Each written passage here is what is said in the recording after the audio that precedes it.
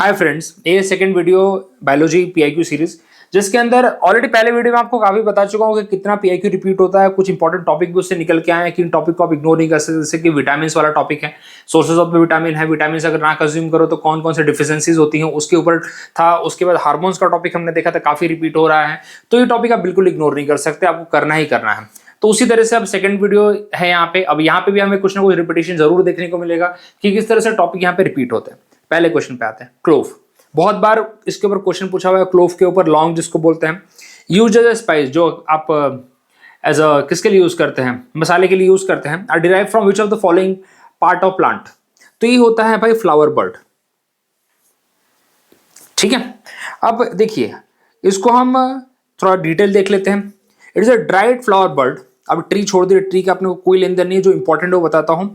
They are harvested before blooming. Blooming मतलब क्या होता है, जो वो फूलने वाला होता है, या फिर फूल जब बोलते हैं ना फैलता है पूरी तरीके से, ब्लूम होता है, उसको हिंदी में कैसे बताऊं मैं। तो उससे पहले ही उसको हार्वेस्ट कर लिया जाता है, उसको एक्सट्रैक्ट कर लिया जाता है और उसको सुखा दिया जाता है। और आफ्टर दैट जैसे ही वो सूख जाएगा तो डार्क ब्राउन में कन्वर्ट हो जाता है, डार्क ब्राउन कलर ले लेता है और उसका एक स्ट्रॉन्ग अरोमेटिक फ्लेवर होता है। बाकी सीड तो है नहीं, because it is not seed, they come from the unopen flower bud. Simple सी बात है। बाकी फ्रूट भी नहीं है, ना ही यंग लिप्स है। बाकी अब देखिए, organic organism in root of a pulse plant. इसके ऊपर बहुत बार क्वेश्चन, इसका सोर्स आपको बताता हूं मैं। 8th क्लास की आपको एनसीईआरटी का जो पहला चैप्टर है उसी के अंदर आपको मिल जाएगा, जो जिसके ऊपर एग्रीकल्चर के ऊपर काफी डिटेल में टॉपिक दे रखा है। तो आपको पूरा प्रोसेस उसके अंदर मिल जाएगा कैसे होता है। तो ये देखिए, which among one among the following kind of organism reside in the root of pulse plant to do the nitrogen fixation। इसका आंसर है यार बैक्टीरिया। इसका नाम है राइजोबियम बैक्टीरिया। काफी बार क्वेश्चन पूछता है कि कौन सा बैक्टीरिया यहाँ पे हेल्प करता है एटमॉस्फेरिक नाइट्रोजन को फिक्स करने के लिए, and it help in converting the ammonia. देखिए जो प्लांट्स होते हैं, दे directly cannot consume the atmospheric nitrogen, तो उसको कन्वर्ट किया जाता है बाय द लेग्यूमिनस प्लांट जो होते हैं अपने, जिसके साथ उसके रूट नोड्यूल में राइजोबियम बैक्टीरिया होता है, जो उनके सिम्बायोटिक रिलेशन में रह रहा होता है। तो उनको क्या, वो क्या करता है, उनके लिए कन्वर्ट करके देता है, फिक्स करके देता है नाइट्रोजन को। जो एटमॉस्फेरिक नाइट्रोजन है वो कन्वर्ट करके दे रहा है इन द अमोनिया, और इन रिटर्न क्या मिलता है उससे, जो न्यूट्रिएंट्स उसे चाहिए उसे मिल जाते हैं। तो एक सिम्बायोटिक रिलेशन है राइजोबियम बैक्टीरिया का with the leguminous plant. Leguminous plant कौन से है भैया, पल्स प्लांट हो गए, ये लेग्यूमिनस प्लांट बोलते हैं, लेग्यूम प्लांट बोलते हैं उनको। ठीक है, चलिए थोड़ा डिटेल देख लेते हैं इसका। देखिए नाइट्रोजन फिक्सेशन पहले होता क्या, एक बार ये भी क्वेश्चन पूछा जा चुका है।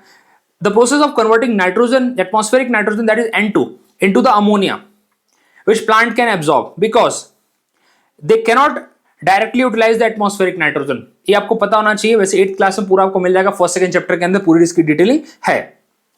The most important nitrogen fixation bacteria in pulse plant, that is a leguminous plant, are rhizobium. कौन कौन से भाई, they live in the symbiotic relation with the legume plant such as the pea, beans, lentil and chickpea. एक जो है आपको दाल वाले, basically आप देखो तो सारे के दाल वाले जो पौधे हैं, ओके, बिकॉज वो रूट नोड्यूल्स में रिसाइड करता है एंड फिक्स करता है nitrogen in exchange of the nutrients from the plant.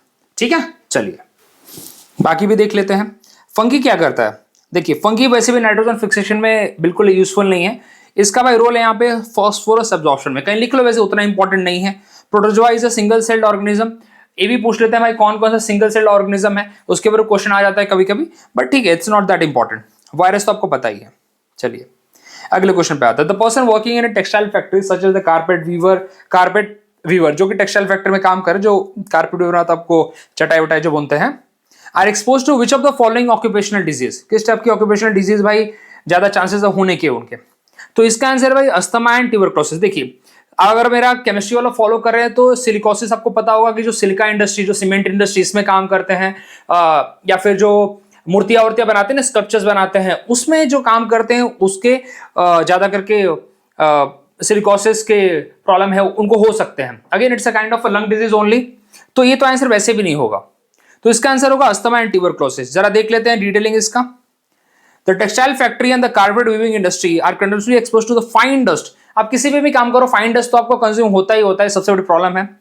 Cotton fibres and synthetic materials and prolong exposure, मतलब बहुत लंबे टाइम तक अगर इसका एक्सपोजर आप अगर करते हैं, मतलब आप उसी कंपनी में काम कर रहे हैं, तो डेफिनेटली आपको रेस्पिरेटरी इशू हो सकते हैं, asthma, tuberculosis, due to inhalation of the micro particles. चलिए इसलिए बोलते हैं कि भाई आप इसको वेंटिलेशन प्रॉपर रखिए, वहां पे मेंटेनेंस होना चाहिए साफ सफाई का, यही रीजन होता है। फैक्ट्री एक्ट में सब चीजें बात की गई हैं। तो एक बीमारी और है byssinosis, a lung disease caused by the inhaling cotton dust, asthma, again airborne fibre dust आप कंज्यूम करते हैं तो। चलिए बाकी ऑप्शन देख लेते हैं, ये भी पूछे गए हैं। सिलिकोसिस आपको बताया था सिलिका डस्ट से होता है। जब आप stone workers as a miner आप काम करते हो, तो मेनली स्टोन वर्किंग जो सीमेंट वेमेंट वाले फैक्ट्री में काम करते हैं उनको ज्यादा चांस होता है सिलिकोसिस होने का। साइड्रियोसिस क्या होता है, जो आयरन डस्ट को कंज्यूम करते हैं, जो मेटल इंडस्ट्री वेल्डिंग इसमें इन्वॉल्व है उनको ज्यादा चांसेस है। और एबेस्टोसिस कहां पे होता है, जो एबोस्टोस फाइबर कंज्यूम कर रहे हैं, मतलब उस फैक्ट्री में काम कर रहे हैं, कंस्ट्रक्शन माइनिंग, तो वहां पे ज्यादा चांसेस होते हैं इसके होने के। तो ज्यादा करके क्वेश्चन सिलिकोसिस पे बहुत बार पूछा जा चुका है। साइड्रियोसिस बहुत कम है, लेकिन सिलिकोसिस पे तो बहुत बार पूछा जा चुका है। It's a very very important. चलिए आगे बढ़ते हैं। नाइट ब्लाइंडनेस, अभी मुझे बताओ यार, नाइट ब्लाइंडनेस आपने कितनी बार पढ़ रखा है, कितनी बार रिपीट हो रहा है, कोई पहली बार तो आया नहीं है। तो बताओ नाइट ब्लाइंडनेस किसकी वजह से होगा, किसकी डिफिशिएंसी है। बहुत सिंपल क्वेश्चन हो जाता है, विटामिन ए।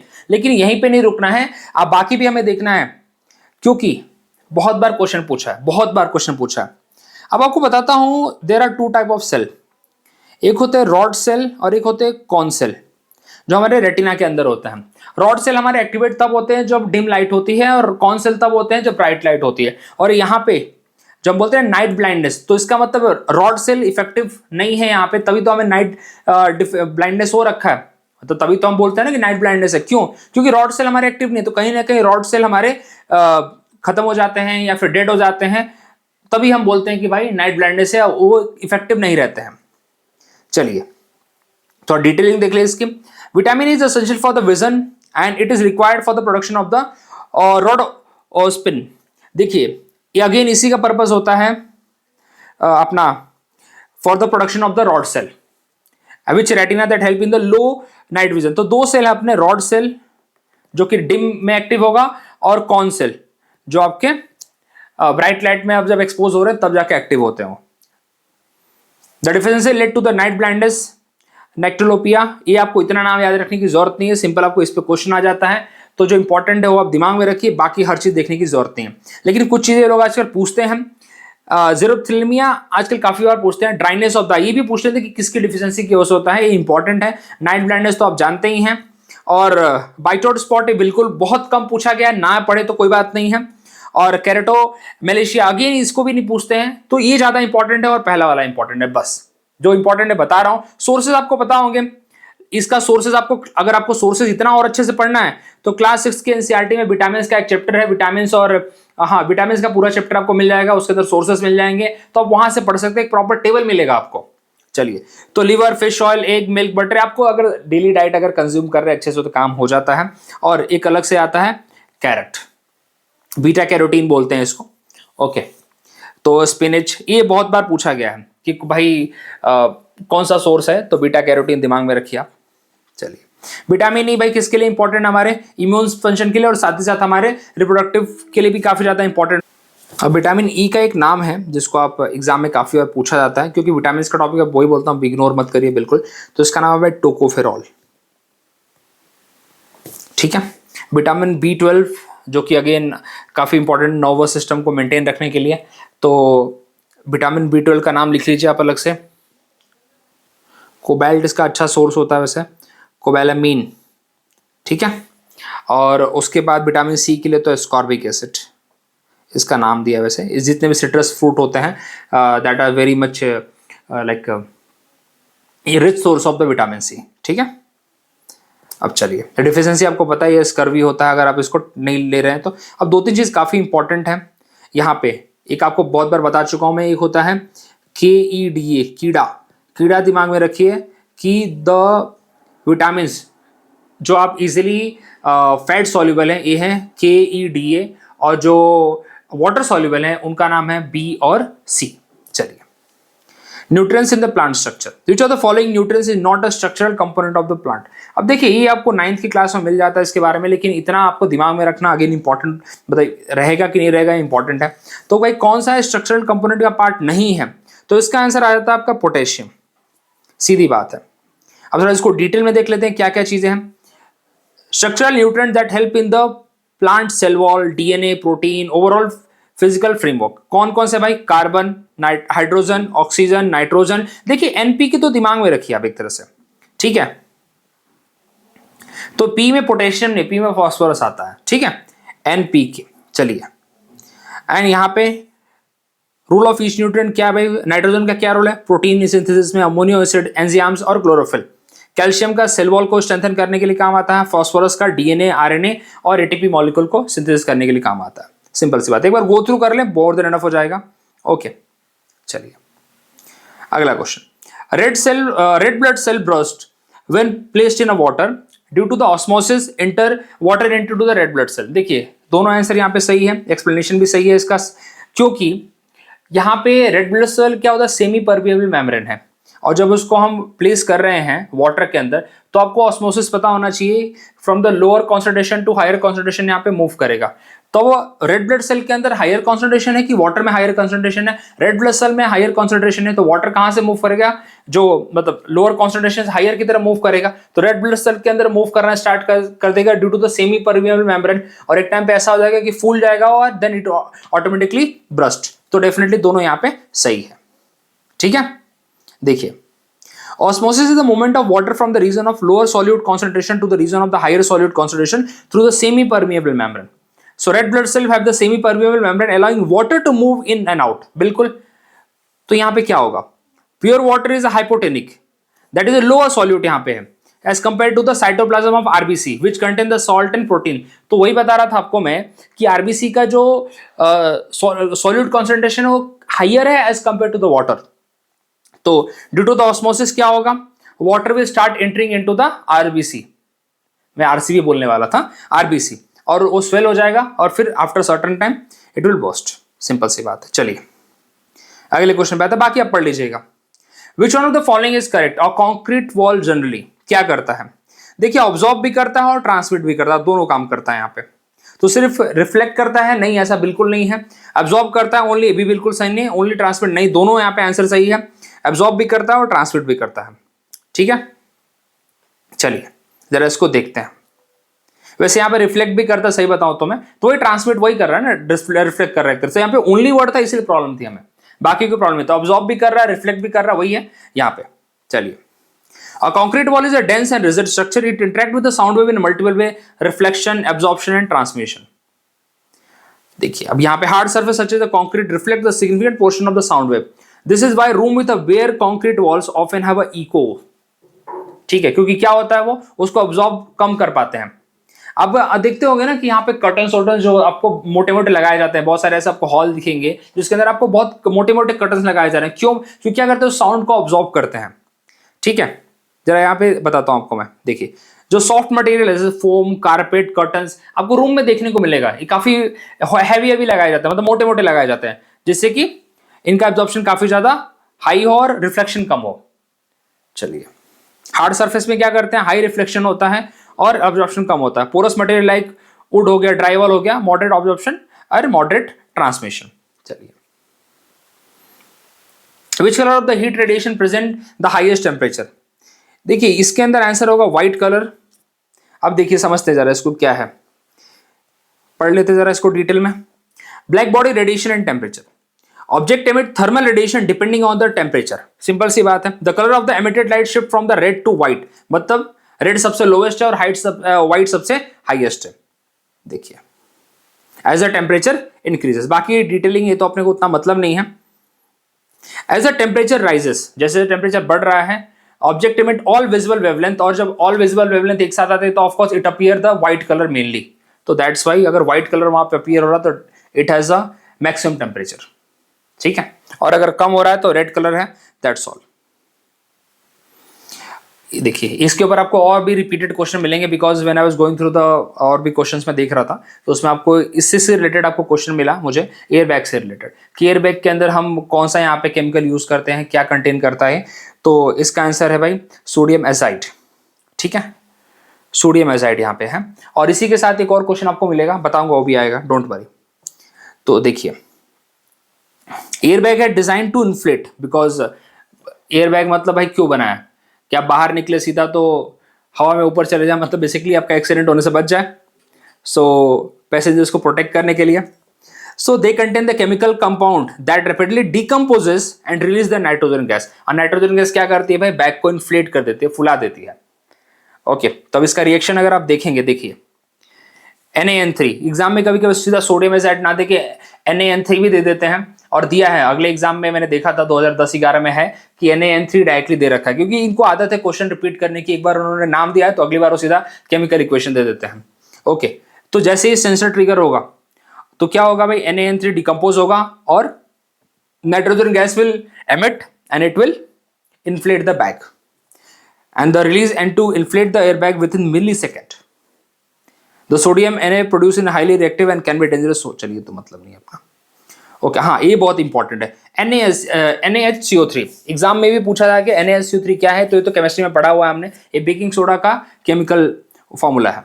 सोडियम नाइट्रेट, इसको हम लोग प्रिजर्वेटिव में यूज करते हैं। सोडियम पेरोक्साइड आपको पता है ब्लीचिंग में और ऑक्सीजन जनरेशन में यूज करते हैं, लेकिन ये ज्यादा इंपॉर्टेंट है, यहाँ पे सबसे ज्यादा इंपॉर्टेंट है।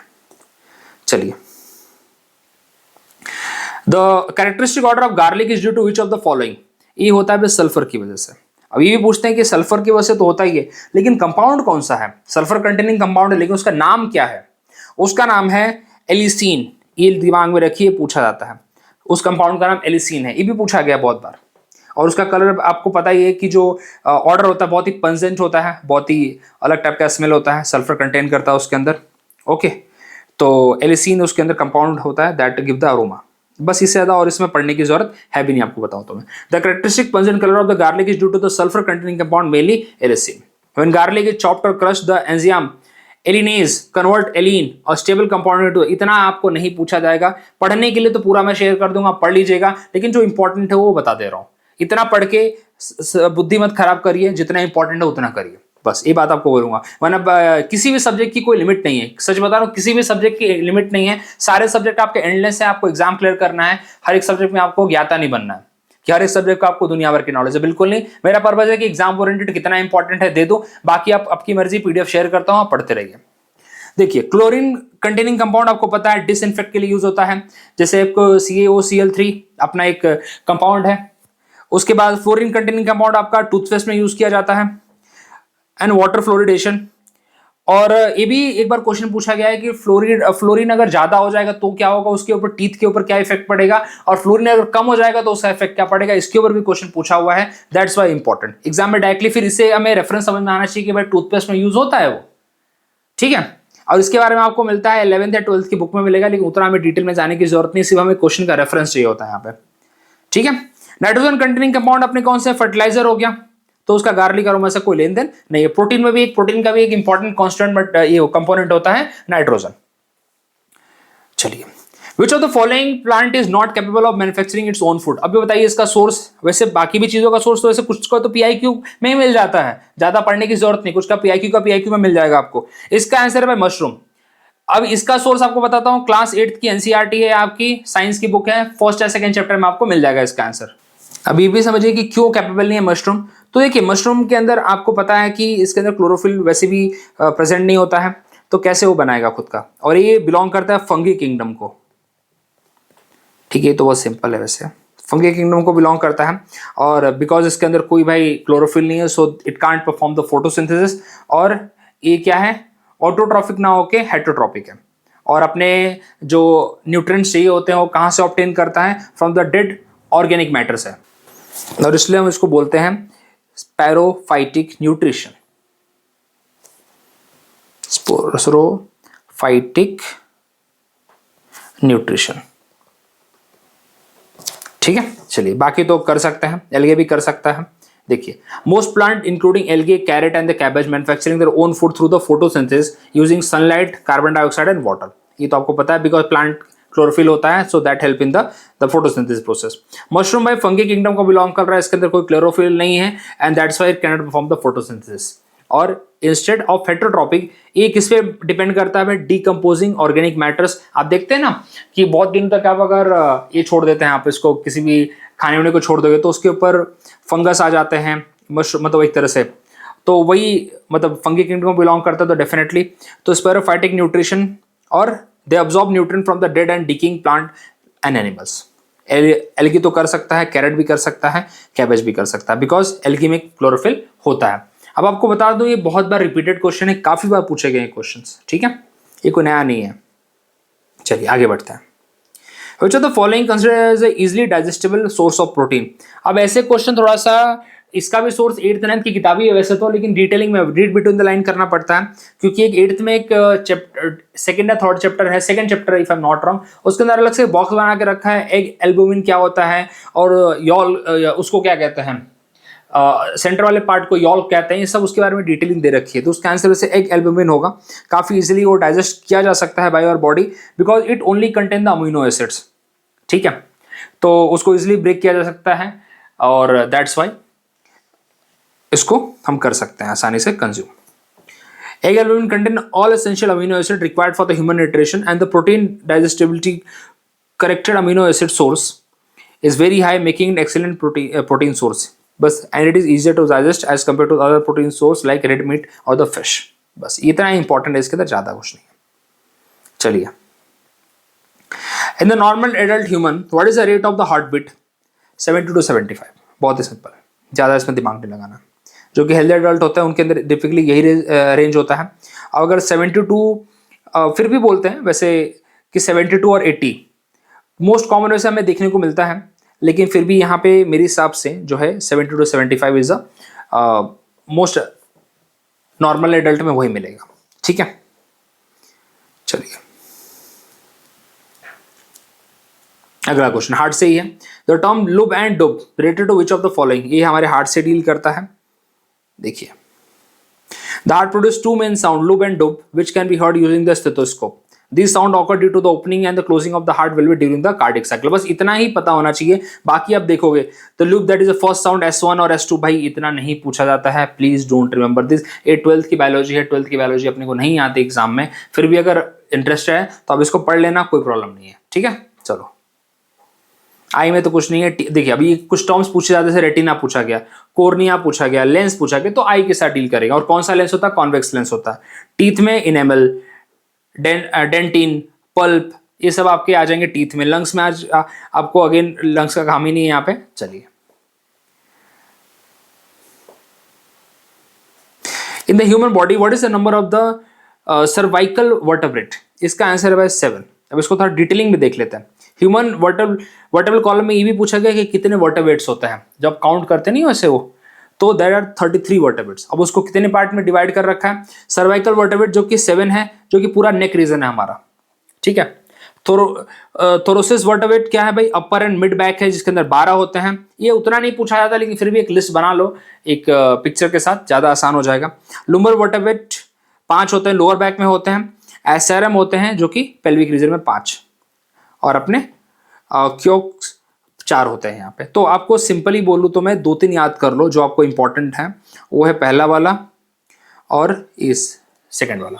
बाकी ज़्यादा इंपॉर्टेंट आपको नहीं मिलता है, उतने नहीं पूछे जाते हैं। पढ़ना चाहो तो पढ़ते रहो, कोई प्रॉब्लम नहीं है, लेकिन इतना ये इंपॉर्टेंट ज़्यादा करके ये पूछा था। और टोटल पूछा जाता है कि भाई अपना जो ह्यूमन वर्टेब्रल कॉलम है उसके अंदर कितने यहाँ पे वर्टेब्रे हैं, तो 33 होता है। चलिए आगे बढ़ते हैं। इंपॉर्टेंस क्या है भाई? They support the skull allowing the head movement and protect the spinal cord. चलिए, which of the following is rich source of energy? Vitamin को यहाँ पे हटा दो, विटामिन तो वैसे भी नहीं है यहाँ पे।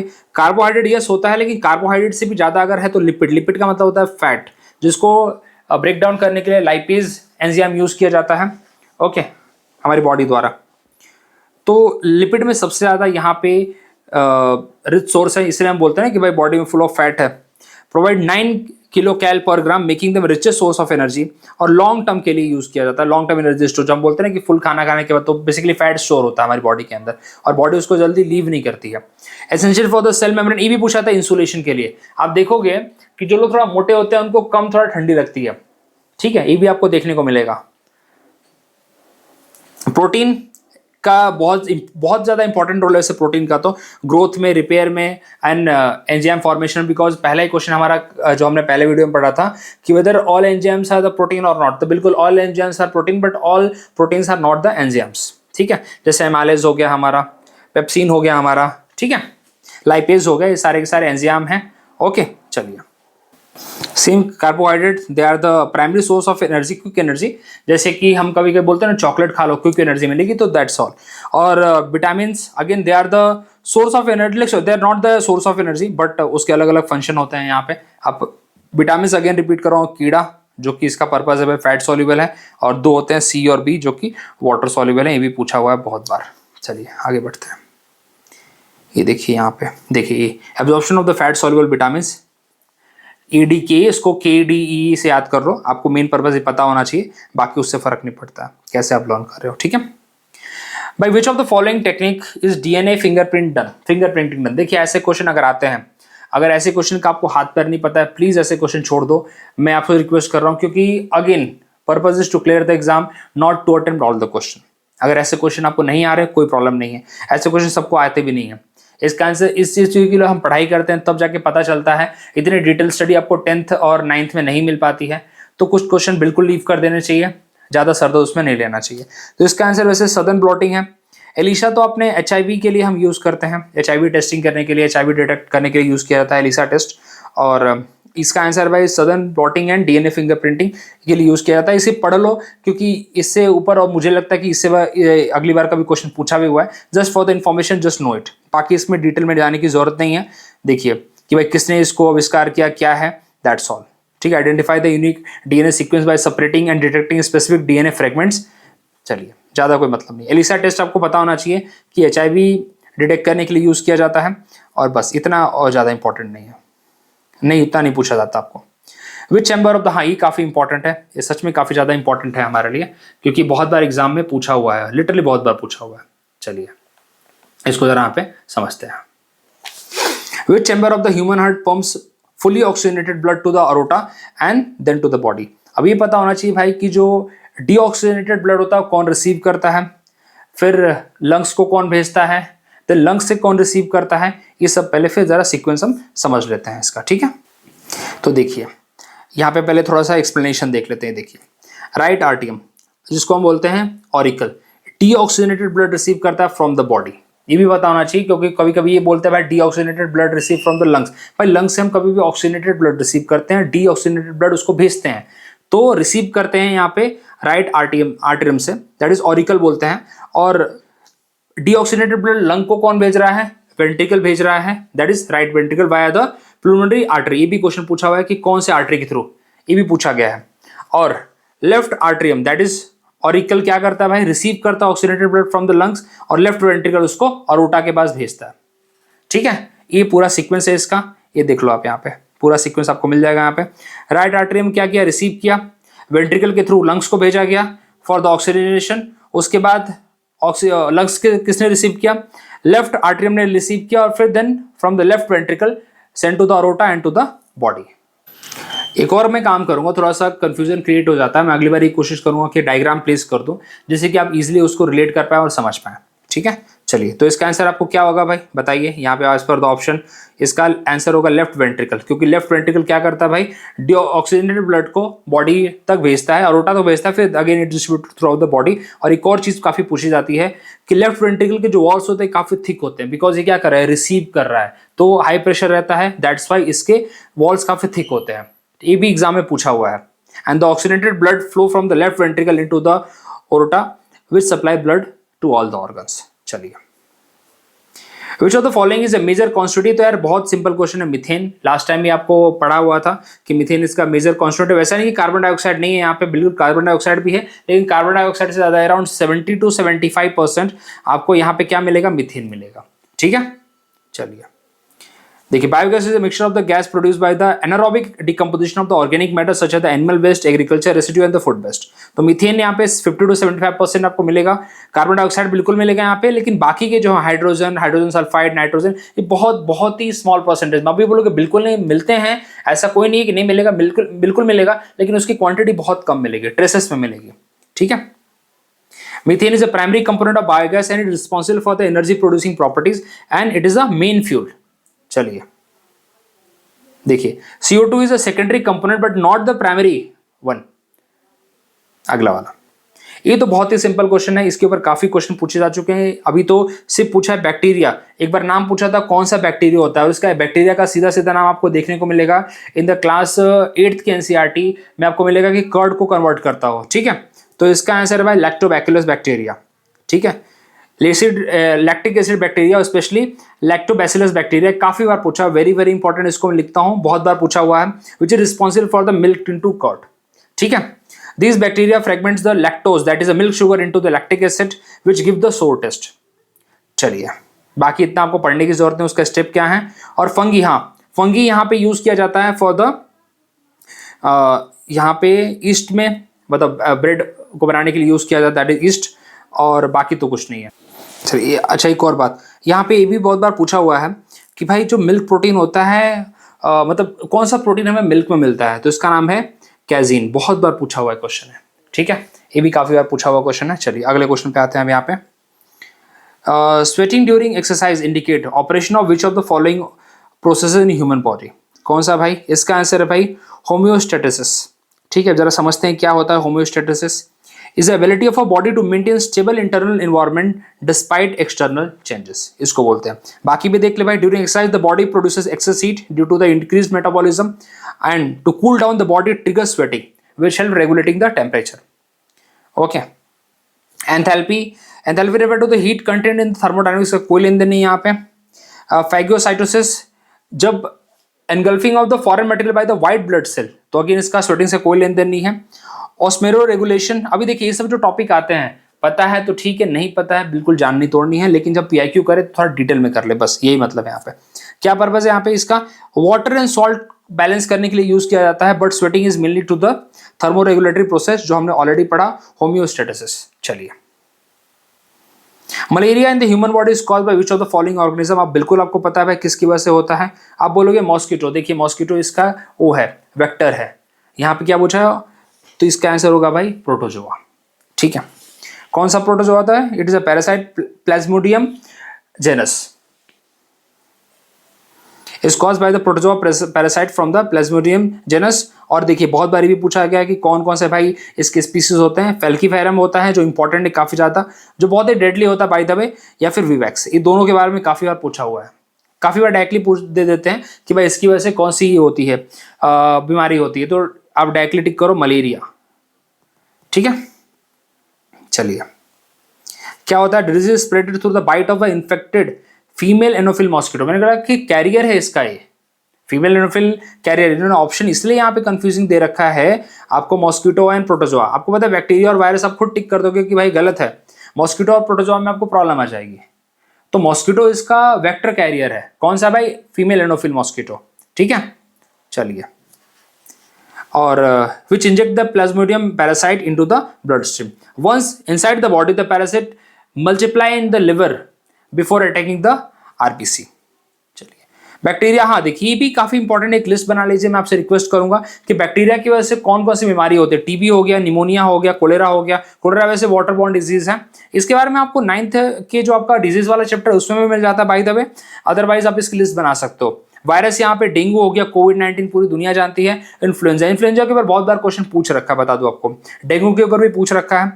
मॉस्किटो द कैरियर, देखिए वेक्टर होता है। ठीक है, विच of the following disease is caused by the virus, बताइए। अच्छा ऑप्शन देख लेते हैं जरा। टीबी किसकी वजह से होता है, ये तो बैक्टीरिया की वजह से होता है ना। टाइफॉइड अगेन बैक्टीरिया की वजह से होता है। इन्फ्लुएंजा होगा ना, क्योंकि अभी तो हमने पढ़ा, देखिए ना, इन्फ्लुएंजा, कोविड-19, डेंगू, तो बिल्कुल यही रिपीटेशन है। जब हम थॉरली गो थ्रू करते हैं तो हम इसे समझ में आता है। डायप्थीरिया अपने इसकी वजह से होता है, बैक्टीरिया की वजह से होता है, तो डायप्थीरिया का यहाँ पे कोई लेन देन नहीं है। ठीक है, चलिए, तो डायप्थीरिया इज अ बैक्टीरिया। देखिए यहाँ पे भी लिस्ट मिल जाती है कि कौन सा बैक्टीरिया की वजह से होता है, बैक्टीरिया की वजह से हो रहा है। टाइफॉइड यहाँ पे बैक्टीरिया की वजह से हो जा रहा है, तो कोई लेन देन नहीं है यहाँ पे। ठीक है, अब ये भी पूछते हैं टाइफॉइड का, कभी कभी बैक्टीरिया का नाम पूछ देते हैं, तो ये देख लेते हैं भाई इसके बैक्टीरिया का नाम क्या है।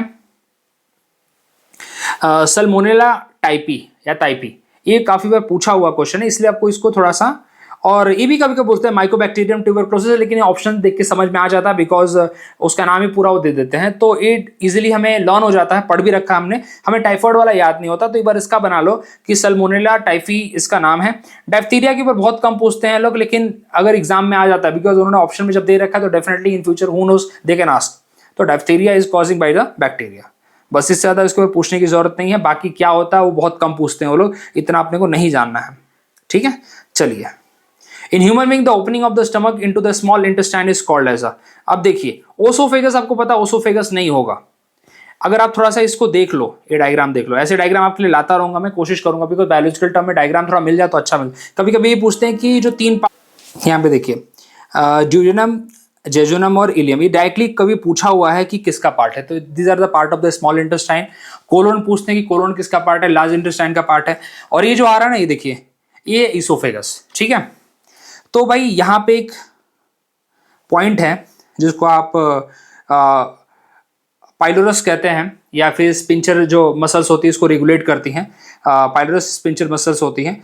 तो यहाँ से कनेक्ट हो रहा है भाई, आप स्मॉल इंटेस्टाइन के अंदर आ रहे हो, तो इस पर्टिकुलर पॉइंट को बोलते हैं। ठीक है, चलिए, तो इसका आंसर होगा भाई पाइलोरस। ठीक है, अब देखिए यहाँ पे, ये तो देखिए, ये तो लार्ज इंटेस्टाइन का पार्ट है, वैसे बाय द वे बता दूं आपको मैं। ठीक है, चलिए आगे बढ़ते हैं। यार देखो, थोड़ा बहुत कभी कभी इधर उधर से ना ट्रेन की आवाज़ आ जाती है, माफ़ करिए, क्योंकि वो अचानक से आती है, मैं फिर पॉज नहीं ले पाता हूँ, तो थोड़ा अगर आवाज़ आ रही होगी तो माफ़ करना। ठीक है, the pylorus is the lower part of the stomach that connect to the jejunum, first part of the small intestine. देखिए यहाँ पे, ये वाले पार्ट पे। ठीक है, opening is controlled by the pyloric sphincters muscle which regulate the passage of the partially digested food into the small intestine. ये देखो, ये डायग्राम प्लीज दिमाग में रखने लगे तो बना लेना, ये बहुत बार क्वेश्चन पूछा हुआ है, एक बार उन्होंने यूपीएससी आईएएस में पूछा हुआ था, so this is a very repetitive question. ठीक है, चलिए देखिए, it is the beginning of the large intestine, located the junction of the small and the large intestine, it play a role in absorbing the fluid. और ileum क्या होता है भाई, it is the last part of the small intestine responsible for the absorbing nutrient. Oesophagus, चलिए, food pipe होता है। अब देखिए क्या बोला था, क्वेश्चन आते हैं और आया वापस से, विटामिन ए, आप क्या बोलोगे विटामिन ए को भाई? अपना रेटिनॉल, बिल्कुल, अपना उसके बाद टोकोफेरॉल किसको बोलोगे आप? अच्छा पहले जो पता है चलो वो कर लेते, जो हमने पढ़ रखा है। हमने विटामिन सी को एस्कॉर्बिक एसिड कर लिया, विटामिन ई को हम टोकोफेरॉल बोल लेते हैं, विटामिन बी1 को हम यहाँ पे थियामाइन बोल देंगे, और विटामिन ए को यहाँ पे रेटिनॉल। ये बहुत बार रिपीटेड क्वेश्चन है, इनके केमिकल कंपाउंड के ऊपर पूछे जाते हैं नाम। टोकोफेरॉल तो आपको अभी बताया था, एस्कॉर्बिक एसिड भी लिखवाया था, थियामाइन हमने आज पहले वाले वीडियो में कर रखा था, और रेटिनॉल यहाँ पे विटामिन ए को कहा जाता है। सो ये पूरा इसका आंसर है। ठीक है, अब इसके ऊपर काफ़ी पढ़ रखा है हमने इससे पहले भी, और इसको प्लीज़ इग्नोर नहीं करना है। देखिए रिपीटेशन बहुत है इसके अंदर, ये वही इसका आंसर है। विच of the following is considered the drug of the last resort for human being? देखिए ऐसे क्वेश्चन आप एक बार प्लीज गो थ्रू कर लें, बिकॉज अगेन इनका हाथ पैर नहीं है यार, कहीं से भी आते हैं ऐसे question, because again applied biology का पार्ट है, केमिस्ट्री का पार्ट है, तो यहाँ से क्वेश्चन आ जाता है। ठीक है, तो इसका आंसर है भाई क्लोरोमोफेनिकॉल, इसका आंसर है। इसको लास्ट रिसोर्ट मतलब भाई एक्सट्रीम पेन हो रहा है, मतलब भाई लास्ट रिसोर्ट मतलब भाई अब सही में आपको ऑप्शन ही नहीं बचा, so that time it is use, otherwise आपको डॉक्टर भी रेफर नहीं करते हैं। पेनिसिलिन तो बिल्कुल नहीं है, टेट्रासाइक्लिन बिल्कुल नहीं है, सारे एंटीबायोटिक है वैसे बाय द वे, और स्ट्रेप्टोमाइसिन, तीनों के तीनों एंटीबायोटिक हैं। ये तीनों रेफर करते हैं, लेकिन ये वाला रेफर नहीं करते हैं। ठीक है, और पेनिसिलिन तो वैसे पहला ऐसा वाइडली यूज एंटीबायोटिक था, मेनली बैक्टीरियल इन्फेक्शंस और निमोनिया के अगेंस्ट यूज किया जाता है इसको। टेट्रासाइक्लिन अगेन बैक्टीरियल इन्फेक्शन, एकने उकने हो गया तो उसके लिए यूज किया जाता है। स्ट्रेप्टोमाइसिन अगेन टीबी के अगेंस्ट यूज किया जाता है, but not the last resort. यहाँ पे फेनिकॉल यहाँ पे यूज किया जाता है, क्लोरोमेमफेनिकॉल यूज किया जाता है as a last resort, last बिल्कुल, मतलब भाई अब कोई चॉइस ही नहीं बचा है। Broad spectrum antibody use to severe bacterial infection including the typhoid fever and meningitis disease. चलिए बाकी तो कुछ नहीं यहाँ पे। अब यहाँ पे ये पूछा, ये तो काफी सिंपल है वैसे बताऊं तो, मैं काफी बार पूछा गया क्वेश्चन है, बहुत रिपीटेड क्वेश्चन है कि भाई इसके सोर्स बता दो आप, तो इसका आपको मिल जाएगा। देखिए क्विनिन, क्विनिन का यूज क्या है वो बाद में देखते हैं। मलेरिया को इसे ट्रीट करने के लिए किया जाता है। ये भी पूछा हुआ है कि मलेरिया को ट्रीट करने के लिए भाई कौन सी हम मेडिसिनल प्लांट यूज करते हैं, तो क्विनिन यूज करते हैं, जिसको हम मिलता है चिंचोना बाग ट्री से हमें मिलता है। उसके बाद मॉर्फिन हमें मिलता है पॉपी प्लांट से, ठीक है, सीधा सुला देगा अपने को। पेंसिलिन अपना इससे मिलता है अपने को, सी का अपने को यहाँ पे एंटीबायोटिक है वैसे तो फंगस से मिल जाएगा अपने को, और टेट्रासाइक्लिन अपने को बैक्टीरियम से मिल जाएगा। चलिए derive from the cinchona tree भी पूछा हुआ है कि कौन से चिंचोना बाग किससे मिलता है, ये भी अपने को पूछा हुआ है। और मॉर्फिन पॉपी प्लांट से मिलता है, ये भी क्वेश्चन पूछा हुआ है। पेंसिलिन बहुत कम पूछते हैं, लेकिन ठीक है एक दो बार पूछ लेते हैं लोग। और इट इज़ एंटीबायोटिक, ये भी पूछते हैं कौन से एंटीबायोटिक है, तो टेट्रासाइक्लिन पेंसिलिन इससे पहले ही आ गया था। इट इज़ एंटीबायोटिक, ये भी पूछा जाता है, ठीक है। जैसे बस, और तो कुछ इसके अंदर नहीं है। चलिए, wavelength of which of the following colour of visible spectrum are mainly absorb by the green plant. देखिए, green plant red and blue करता है, और सबसे जो लीस्ट जो एब्जॉर्ब करता है वो होता है ग्रीन, तभी वो रिफ्लेक्ट करता है उसको, ठीक है। सबसे लिस्ट एब्जॉर्ब करता है ग्रीन, तो जहां भी ग्रीन दिखते हो तो कट ही कर देना था। तो रेड एंड ब्लू, इसका भी आंसर आपको 9th की बुक में मिल जाएगा, पूरा डिटेल में आपको मिलेगा उसका आंसर। और एक क्वेश्चन ने ये भी पूछा था कि दिमाग में रखिए, green light is least absorbed. चलिए आगे बढ़ते हैं। Photosynthesis occur in the due to chlorophyll, the main pigment in the plant which absorb light most effectively, red and the blue. Green light is least absorb and mostly reflected which is why plant appear green. एक question पूछा हुआ है बहुत बार। चलिए, green and no, चलिए कोई मतलब नहीं है। अभी देखिए, which of the following plant is preferred for the mix cropping in the order to enhance the bio availability of nitrogen. कौन सा करेंगे यार, ग्राम करेंगे ना, ऑलरेडी हमने पढ़ा ना, लेग्यूमिनस प्लांट होते हैं। पहला ही क्वेश्चन आपको याद आ रहा है, नाइट्रोजन फिक्सेशन में यूज किया जाएगा। तो ये क्या करेगा, इनहेंस करेगा। Gram, which is chickpea is a leguminous plant which is why symbiotic relation, which has a symbiotic relation with the rhizobium bacteria in the root nodule। ये देखिए रिपीट हुआ कि नहीं हुआ, ऐसे रिपीट होता है। The bacteria fix atmospheric nitrogen into the usual form, increasing the soil nitrogen content। अब देख लीजिए कौन कौन से है भाई। मिक्स क्रॉपिंग मतलब वही है कि सॉइल फर्टिलिटी को इंक्रीज किया जाएगा। तो देखिए नाम लिख लीजिए जरा, gram pea lentil fix the atmospheric nitrogen, जिसको आप N2 को अमोनिया में कन्वर्ट करते हैं, which increase the soil fertility naturally, which जिसकी वजह से फर्टिलाइजर कम डालना पड़े। बस अगेन यहाँ पे अभी देखो, इसका आंसर अगर नहीं भी पता होगा तो थोड़ा बहुत अगर आपको आइडिया होगा तो आप कर सकते हो। सही बताऊं तो आपको प्लांट डाई है हीना, आपने सुना होगा, बहुत पुराना यूज ब्रांड था हीना का, अब तो शायद से उतना यूज होता है कि नहीं होता पता नहीं मुझे। तो ऑरेंज कलर हमारी, अगर आप उसको डालोगे ना तो ऑरेंज कलर निखर के आता है हेयर पे, स्किन पे, आपने मेहंदी वेहंदी लगाते होंगे ना, तो किसकी वजह से, बिकॉज हमारे हेयर्स में, नेल्स में क्या होता है, प्रोटीन होता है, कैराटीन प्रोटीन होता है, आपने सुना होगा। तो इसके साथ ही आप डायरेक्टली आंसर टिक करते, protein and the amino acid के साथ वो रिएक्ट करता है, ठीक है। भले ये पूरा नहीं पता हो हीना के अंदर भाई कौन सा लाउसोनिया इनमेरिस होता है, अपने को बिल्कुल नहीं जानने की जरूरत है। अपने को सिर्फ इतना जानने की जरूरत है कि किसके साथ रिएक्ट करता हो, केराटीन। केराटीन प्रोटीन कहाँ मिलता है, स्किन में मिलता है, नील में मिलता है, हेयर में मिलता है। तो डायरेक्टली इसके साथ रिएक्ट करेगा तो क्या फॉर्म करेगा भाई, जो भी कलर फॉर्म कर अपने को उससे भी लेन देन नहीं है, अपने को सिर्फ इतना पूछा है। चलिए, सो ये था पूरा। अब देखिए, आप इसके अंदर खुद 2-3 चीज दिमाग में रखिए कि विटामिन वाला टॉपिक रिपीट हो रहा है आपका। आप अगर लगे, मैं आपको रिक्वेस्ट करूंगा, अगर आपके कुछ टॉपिक वीक हैं तो आपको मैं सजेस्ट करूंगा कि क्लास 8th की जो NCERT है उसके अंदर आप अभी जो अभी पढ़ा हमने चैप्टर नंबर 1 और चैप्टर नंबर 2, आप इसको अभी भी रेफर कर सकते हो। अगर आपको हार्ट वाला टॉपिक पढ़ना है तो इसके लिए आप क्लास 10th की जो NCERT है उसके अंदर आपको हार्ट का स्पेशल टॉपिक मिल जाएगा, पूरा चैप्टर मिल जाएगा, उसको आप रेफर कर सकते हो। और यहाँ तक कि आपको डाइजेस्टिव सिस्टम के अगर पढ़ना है तो क्लास 10th का जो बायोलॉजी का पहला चैप्टर है, क्लास वैसे 10th चैप्टर है बाय द वे, मेरे को याद नहीं आ रहा कौन सा है, लेकिन पूरा आपको चैप्टर मिल जाएगा, उसके अंदर डाइजेशन के बारे में, रेस्पिरेशन के बारे में पूरा मिल जाएगा, आप वो पढ़ सकते हो। So thank you very much, मिलते हैं अगले वीडियो में, और भी सीरीज कंटिन्यू रहेगी। कोशिश करूंगा जल्दी जल्दी करने के लिए, और भी यार काम रहते हैं थोड़ा, तो उसकी वजह से नहीं बन पाता है, बट कोशिश रहेगी जल्दी खत्म करूँ मैं। थैंक यू वेरी मच, मिलते हैं अगले वीडियो में।